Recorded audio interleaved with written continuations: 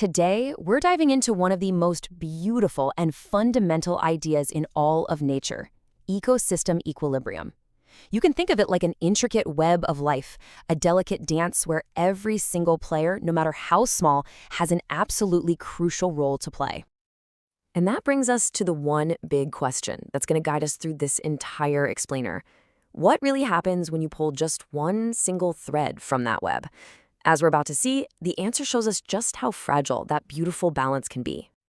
So before we can understand how this web can unravel, we first have to see how it's woven together in the first place. Let's start with the basics, the chains and connections that give every ecosystem its strength. Okay, at its most simple, energy in an ecosystem flows in a nice, straight line. We call it a food chain.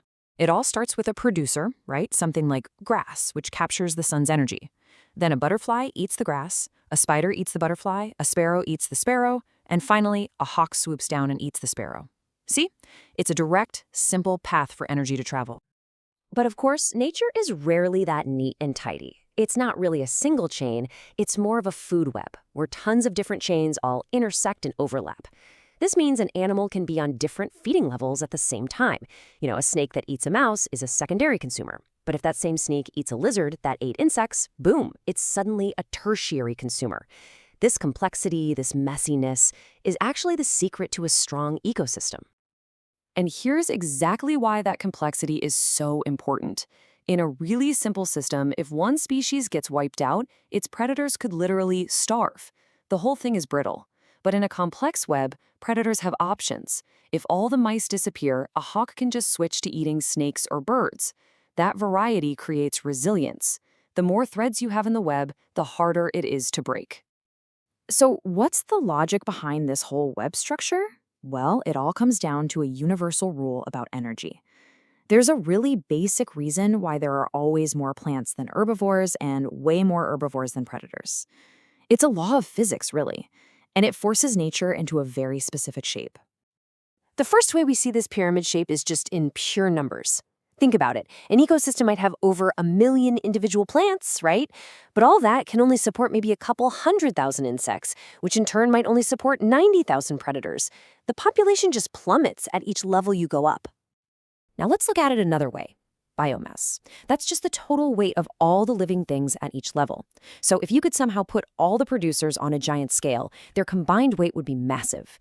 But the total weight of the animals they support, it's tiny in comparison, and the weight of the top predators is even smaller. The pyramid shape holds up. But here is the most important pyramid of all. This is the one that explains everything else, energy. And just look at that drop-off. It is absolutely staggering.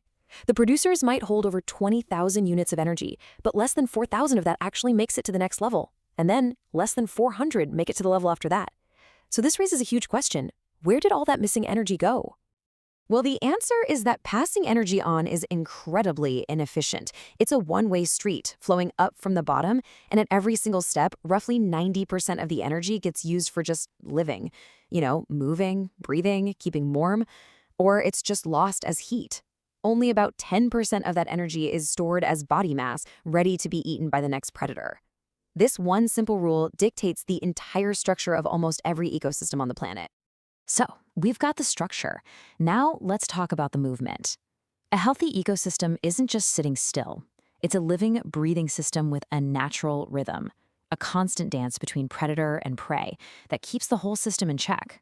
And this is probably the most famous example of that rhythm you'll ever see.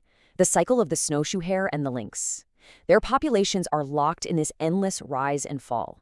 First, the hare population explodes. With so much food around, the lynx population booms right behind them. But more predators means the hare population crashes. And then, with their food source gone, the lynx numbers inevitably crash too, starting the whole cycle over again. This self-correction is like the immune system for a healthy ecosystem. Just imagine a sudden boom in rabbits. Right away, the web starts to push back from two directions. From below, the grass starts to disappear from being overeaten. And from above, predators have more food, so their numbers grow. This pressure from both ends squeezes the rabbit population back down to a normal level, and just like that, balance is restored. But what happens when a change isn't just a temporary little blip? What happens when a force is so big that this natural rhythm can't fix it? This is where we get back to our original question. What happens when you pull a thread from the web for good? The forces that can permanently shatter this balance usually come in two flavors. First, you've got your sudden, catastrophic natural disasters. Think a volcanic eruption or a massive flood. And then you have human activities. These are often slower, more persistent, and way more widespread. Things like deforestation, pollution, and just relentless urbanization. The Kaibab Plateau in Arizona is a stark and pretty tragic lesson in what happens. Back in 1905, people decided to help the local deer by getting rid of their only natural predator, the wolf. And what was the result? Well, the deer population exploded, soaring to 100,000. They eat the land completely bare, destroying their own food source. And then came the inevitable crash. Tens of thousands of deer starved to death. By trying to remove one single unwanted thread, humans unraveled the entire ecosystem. That story is such a powerful warning of what happens when we interfere. And if our activity is the main thing knocking ecosystems out of balance today, then we also have the main responsibility and the ability to start mending that web. I mean, the scale of our impact is now global. Our cities and our roads slice right through habitats, cutting off populations. Deforestation triggers massive soil erosion. Pollution from farms and factories creates dead zones in our rivers and oceans.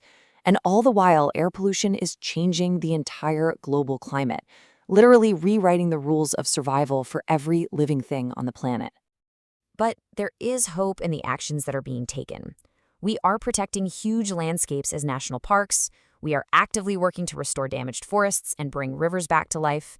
We're even finding clever ways to weave nature back into our cities with things like green spaces. And, crucially, we're learning to look before we leap, using impact assessments and international agreements to protect what we have left.